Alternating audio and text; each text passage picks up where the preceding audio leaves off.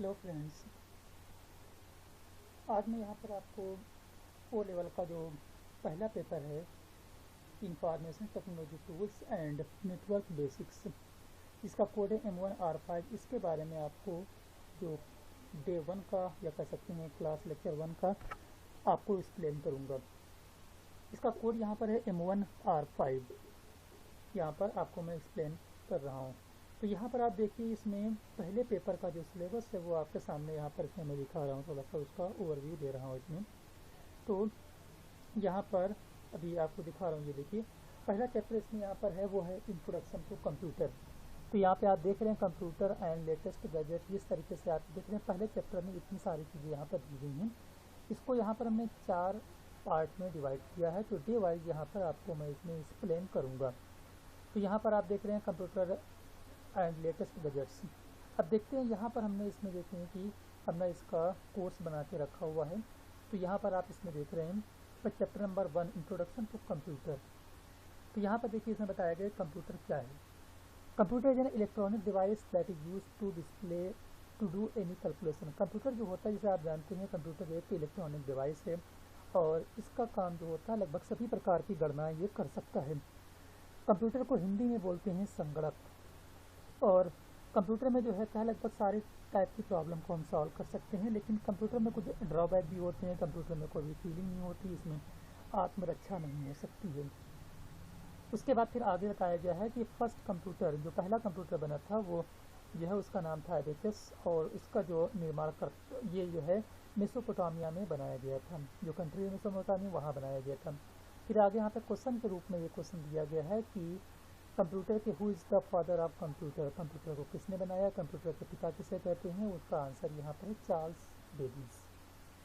फिर यहाँ पर आगे आप देखते हैं इसमें गैजेट, ये नई चीज़ यहाँ पर इसमें ऐड की गई गैजेट। गैजेट क्या होते हैं, जैसे यहाँ पर आप देख रहे हैं इसमें लिखा हुआ है कि गैजेट जो होते हैं यहाँ पर छोटे टूल या डिवाइस होते हैं जो स्पेशल पर्पस के लिए बनाए जाते हैं, और ये इसमें जो टेक्नोलॉजी यूज़ होती है वो आम तौर पे थोड़ा सा और एडवांस और स्मार्ट टेक्नोलॉजी यहाँ पर इसमें यूज़ होती है। कुछ यहाँ पर गैजेट के बारे में आपको एक्सप्लेन करूँगा। यहाँ पर जैसे इसमें सबसे पहले दिया गया है स्मार्ट वॉच 360। तो स्मार्ट वॉच यहाँ पर आप देख रहे हैं कि इसमें यहाँ पर ये फिगर भी दिखा रहे हैं आपको हम। तो स्मार्ट वॉच जो होती है तो ये काफ़ी इसमें कह सकते हैं काफ़ी स्मार्ट वॉच नाम से इसको इंडिकेट हो रहा है कि इसमें काफ़ी चीज़ें फैसिलिटी इसमें जो है वो दी गई हैं। तो यहाँ पर जैसे कि इसमें जो है यह टच स्क्रीन वाली होती है, और इसके बाद में यहाँ पर इसमें ऑडियो ट्रैक भी कर सकते हैं, रेडियो भी स्ट्रीम होती है, ब्लूटूथ भी इसमें होता है, हेडफोन भी इसमें फैसिलिटी दी गई होती है, और इसमें टच स्क्रीन होता है। इसके अलावा यहाँ पर इसमें आप इंटरनेट चला भी सकते हैं, और उसके बाद में कोई भी सर्चिंग इंटरनेट भी कर सकते हैं।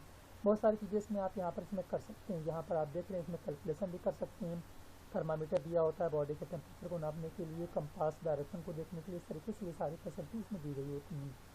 फिर यहाँ पर अगला जो आईटी गैजेट वो इसमें है गूगल ग्लास। गूगल ग्लास यहाँ पे आप देखें, इसका भी यहाँ पे फ़ोटो दी गई है। इसमें ये जो होता है क्या, जिससे आमतौर पर चश्मे होते हैं उसी तरीके से ये भी जो है उससे थोड़ा सा डिफरेंट होता है। यहाँ पर इसमें एंड्रॉयड डिवाइस भी होता है। इसमें जो है बहुत सारी फैसिलिटी दी गई होती हैं, जैसे कि यहाँ पर इसमें दिया गया, इसमें वाईफाई की फैसिलिटी होती है, इंटरनेट भी चलता है, और ये इसमें जो होता है फ़ोटो भी, आप किसी चल रहे हैं किसी चीज़ की फ़ोटो अगर लेनी है तो फ़ोटो भी यहाँ पे इसमें आप ले सकते हैं, वीडियो रिकॉर्डिंग भी कर सकते हैं। और इसमें जो आप मान लीजिए सपोज किसी चीज़ को आप सर्च करते हैं तो उसका आपकी आँखों का जो दृष्टि क्षेत्र होता है वहाँ पर उस चीज़ को ये दिखाता भी है। तो इस तरीके से इसमें कई सारी एडवांस चीज़ें होती हैं, इसको बोलते हैं गूगल ग्लास। तो ही यहाँ पर इसमें एक्सप्लेन कर रहा हूँ। फिर आगे इसमें बता रहा हूँ मैं कंप्यूटर जनरेशन। कंप्यूटर जनरेशन में जैसे कि जो है किसी भी चीज़ की डेवलप करने में, जनरेट करने में उसमें कई सारे स्टेप होते हैं। उसी तरीके से कंप्यूटर में भी इसमें कई सारे स्टेप होते हैं, कई सारे स्टेप कई सारे जनरेशन को पार करता हुआ तब जाके हमारे सामने जो आप देखते हैं वो हमारे सामने प्रेजेंट हुआ है। सबसे पहले इसमें यहाँ पर फर्स्ट जनरेशन के बारे में बताया गया। इससे पहले भी एक जनरेशन थी, उसको बोलते हैं जीरो जनरेशन। उसका जो टाइम पीरियड था वो था 1942 से लेकर 1945 तक की। उसका आमतौर पर बुक में कोई जिक्र मिलता नहीं है, बहुत कम जगह उसको आप देखेंगे, इसलिए उसके बारे में यहाँ पर हमने नहीं बताया है। फिर यहाँ पर इसमें पहली जनरेशन के बारे में इसमें आपको बता रहा हूँ। It has very big size पहली जनरेशन का जो कंप्यूटर होता था इसका साइज़ जो होता था काफ़ी बड़ा होता था, जैसे कि आप देखते हैं कि इतने बड़े होते थे कि रूम में जो है इसको एक रखने के लिए तो एक रूम की ज़रूरत पड़ती थी, पूरे रूम को ये घेर लेता था। ये जो होते थे वैक्यूम ट्यूब के बने होते थे। ये इंपॉर्टेंट पॉइंट है, इसको याद रखिएगा कि वैक्यूम ट्यूब के बने होते थे। पहला जो इलेक्ट्रॉनिक कंप्यूटर था उसका नाम था इनियक, उसका फुल फॉर्म यहाँ पर ये दिया गया है। और इस इनियक को जो बनाने वाले थे उनका नाम था इकर्ड और मोटले नाम के 2 साइंटिस्ट थे, उन्होंने बताया था। उस टाइम जो कंप्यूटर की लैंग्वेज थी वो थी बाइनरी और मशीन लैंग्वेज। उसके बाद फिर आगे देखते हैं सेकंड जनरेशन का आप ड्यूरेशन देख रहे हैं, ये भी 10 साल चली थी, 1956 से 1965 तक की। इसमें जो है जिसे आप देखे थे पहले जनरेशन में कंप्यूटर जो बने थे तो वैक्यूम ट्यूब के बने होते थे, लेकिन अब यहाँ पर सेकंड जनरेशन में ये ट्रांजिस्टर के बने होते हैं। अब देखिए यहाँ पर इसमें ट्रांजिस्टर का यूज़ करने से फ़ायदा क्या हुआ। ट्रांजिस्टर का यूज़ करने से जो कंप्यूटर होते थे वो पहले के कंपेयर में 10 गुना तेज़ फास्ट चलते थे। अब उसके बाद में नाउ कंप्यूटर लैंग्वेज जो है, उस टाइम जो कंप्यूटर लैंग्वेज सेकंड जनरेशन में जो कंप्यूटर लैंग्वेज थी वो थी फोर्ट्रान, जिसका फुल फॉर्म दिया गया फार्मूला ट्रांसलेशन, या कोबोल का फुल फॉर्म दिया गया असेंबली लैंग्वेज चलती थी। और यहाँ पर ये पॉइंट करने की बात यहाँ पर ये है कि सबसे पहले जो प्रोग्रामिंग लैंग्वेज थी वो थी फोर्ट्रान। ये भी पॉइंट आप नोट कर सकते हैं, इंपॉर्टेंट पॉइंट है ये। फिर आगे बताया जा रहा है थर्ड जनरेशन। तीसरी जनरेशन जो थी इसमें कंप्यूटर बने होते थे वो आईसी के बने होते थे, आईसी का फुल फॉर्म इंटीग्रेटेड सर्किट। ठीक, अब अगर आप रिकॉल करेंगे तो पहली जनरेशन में कंप्यूटर वैक्यूम ट्यूब के होते थे, दूसरी जनरेशन में ट्रांजिस्टर के, तीसरी जनरेशन में आईसी के बने होते थे। इस टाइम प्रोग्रामिंग लैंग्वेज जो थी वो सी लैंग्वेज आ गई थी। सी लैंग्वेज डेवलप हुई थी 1972 में, वो इसी रेंज में यहाँ पर ये आती है। और सी लैंग्वेज को जो डेवलप किया था वो डेनिस रीची नाम के साइंटिस्ट ने उन्होंने डेवलप किया था।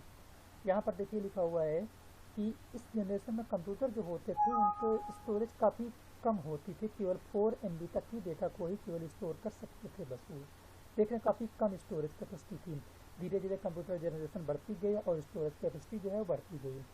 फिर आगे देख रहे हैं फोर्थ जनरेशन। ये भी फोर्थ जनरेशन यहाँ पे आप देखेंगे तो ये करीब 20 साल चली थी। फोर्थ जनरेशन में कंप्यूटर जो बने होते थे वो VLSI के बने होते थे, या आईसी से थोड़ा सा एडवांस फॉर्म है, VLSI के बने होते थे। इस टाइम कंप्यूटर में जो है लगने लगे थे माइक्रो प्रोसेसर, और ऑपरेटिंग सिस्टम जो यूज़ होने लगे थे वो था यूनिक्स, लाइनेक्स और डॉस, ये सारे ऑपरेटिंग सिस्टम यूज होने लगे थे। ये भी क्वेश्चन पूछा जा सकता है कि यूनिक्स और लाइनेक्स कौन सी जनरेशन में स्टार्टिंग हुई थी, तो ये आंसर हो जाएगा फोर्थ जनरेशन।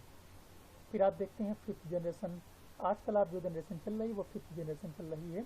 इसमें आमतौर पर जो यूज़ हो रहा है वो है आर्टिफिशियल इंटेलिजेंस। इसका एग्जांपल है रोबोट। जैसे कि आप रोबोट के बारे में जानते होंगे, रोबोट क्या होता है, जिसको जो प्रोग्रामिंग दी जाती है, इसको जो टास्क असाइन किया जाता है तो उसी के अकॉर्डिंग ये काम करता रहता है। अपना ये सेल्फ डिसीजन जो होता है नहीं ले सकता, जितनी इसमें प्रोग्रामिंग दी गई होती है तो उसी के अकॉर्डिंग ये काम करता है। और इसी के बेसिस पे कंप्यूटर रोबोट के बेसिस पे हम कह सकते हैं कि कंप्यूटर अब जो है डिसीजन भी अपने आप ले सकता है, लेकिन ये डिसीजन जितना उसमें प्रोग्रामिंग की गई होगी उसी के अकॉर्डिंग वो डिसीजन लेगा, उसके अलग कुछ नहीं डिसीजन ले सकता है ये। अब आगे देखते हैं कि कंप्यूटर कितने टाइप के होते हैं, टाइप्स ऑफ कंप्यूटर। कंप्यूटर आमतौर पर जो 3 टाइप के होते हैं, एनालॉग, डिजिटल और हाइब्रिड। एनालॉग कंप्यूटर देखिए वो होते हैं जो डेटा को जो है फिजिकल स्टोरेज ये कह सकते हैं, फिजिकल फॉर्म में डेटा को जो स्टोर करता है। इसी फिजिकल फॉर्म में मतलब कि जैसे कि यहाँ पर दिया गया है कि फिजिकल फॉर्म में जैसे कि इसमें मेडिकल साइंस में यूज़ होता है। मेडिकल साइंस में जैसे कि यहाँ पर टेम्परेचर नापने के लिए थर्मामीटर हो गया, प्रेशर के लिए होता है, ये सारे जो डिवाइस इंटर होते हैं तो ये एनालॉग कंप्यूटर का ही उदाहरण है। फिर देखते हैं डिजिटल कंप्यूटर। डिजिटल कंप्यूटर जो होता है ये डेटा को डिजिट के फॉर्म में स्टोर करता है, 0 और 1 के रूप में। इसमें एग्जांपल दिया IBM PC। दूसरा यहाँ पर IBM का फुल फॉर्म यहाँ पे दिया गया, इसका फुल फॉर्म होता है इंटरनेशनल, यहाँ पे फुल फॉर्म भी दिया गया है। तीसरी टाइप का जो कंप्यूटर होता है वो होता है डिजिटल कंप्यूटर। डिजिटल कंप्यूटर जो होता है, हाइब्रिड कंप्यूटर जो होता है ये एनालॉग और डिजिटल दोनों से मिलकर बना होता है। इसके कुछ एग्जाम्पल आप डेली लाइफ में भी देखते होंगे, जैसे कि हार्ट बीट को नापने के लिए, पेशेंट की हार्ट बीट को नापने के लिए यूज़ करते हैं, या पेट्रोल पंप पे जाते हैं वहाँ पर आपने देखा होगा कि वहाँ पर जो है कैलकुलेशन करता है, या अल्ट्रासाउंड मशीन होती है, वो भी सारे एग्जाम्पल जो है वो हाइब्रिड कंप्यूटर के एग्जाम्पल हैं। फिर यहाँ पर आगे दिया गया है digital computer divided into 4 parts. आमतौर पे हम लोग जो कंप्यूटर यूज़ करते हैं वो होता है डिजिटल कंप्यूटर। फिर ये लिखा है माइक्रो कंप्यूटर। सबसे पहला कंप्यूटर है माइक्रो कंप्यूटर, हम लोग जो इस्तेमाल यूज़ करते हैं वो होता है माइक्रो कंप्यूटर। माइक्रो कंप्यूटर पे यहाँ पर डेस्कटॉप भी हो सकता है, लैपटॉप भी होता है, पाम टॉप होता है, लैप और पीडीए, ये सारे होते हैं। ठीक, इसकी स्पीड सबसे कम होती है। उसके बाद में इनसे थोड़ा सा स्पीड की अगर ज़्यादा बात करते हैं तो मिनी कंप्यूटर में जो है माइक्रो कंप्यूटर से स्पीड थोड़ा सा ज़्यादा होती है। इसमें जो है एक साथ में कई सारे कंप्यूटर एज ए क्लाइंट के रूप में हम कनेक्ट कर सकते हैं, जैसे कि इसमें दिया गया लगभग 200 कंप्यूटर इसमें हम कनेक्ट कर सकते हैं। इसका एग्जांपल है IBM AS400। यह आमतौर पर बैंक में इसका यूज होता है। फिर आगे यहाँ पर इसमें है मेन फ्रेम। मेन फ्रेम की स्पीड ये जो होता है मिनी कंप्यूटर से डिफरेंट होता है और इसकी स्पीड जो होती है मिनी कंप्यूटर से ज़्यादा होती है और सुपर कंप्यूटर से इसकी स्पीड जो होती है कम होती है। फिर यहाँ पर लास्ट कंप्यूटर है बताया गया है वह है सुपर कंप्यूटर। सुपर कंप्यूटर काफ़ी इसकी स्पीड सबसे फास्ट होती है। अगर पूछा जाए कि विच कंप्यूटर हैज़ हाईएस्ट स्पीड तो वो आंसर हो जाएगा सुपर कंप्यूटर। और ये काफ़ी महंगी होती हैं, इनकी जो कॉस्ट जो होती है वो करीब करोड़ में होती है। आमतौर पर साइंटिस्ट इनका यूज़ करते हैं। फिर यहाँ पर इसमें देख रहे हैं सुपर कंप्यूटर जो होता है USA में जो बना था 1916 में, उसका नाम था क्रे, और इंडिया में जो बना था उसका नाम था परम और अनुराग। तो इस तरीके से यहाँ पर हमने पहले चैप्टर का डे 1 एक्सप्लेन किया। इसके बाद और भी डे 2 भी नेक्स्ट हमारी वीडियो जो होगी उसमें डे 2 के बारे में एक्सप्लेन किया जाए। हमारी वीडियो देखने के लिए